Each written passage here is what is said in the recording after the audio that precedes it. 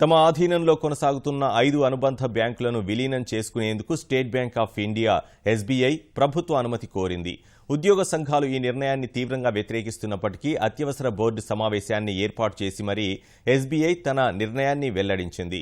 విలీనం ద్వారా 37 లక్షల కోట్ల నిధుల్ని సమీకరించాలని లక్ష్యంగా పెట్టుకున్న స్టేట్ బ్యాంక్ ఆఫ్ ఇండియా కేవలం ఇది ప్రతిపాదన మాత్రమేనని, అనుబంధ బ్యాంకులతో జరిపిన చర్చల నివేదికను ప్రభుత్వానికి సమర్పిస్తామని తెలిపింది.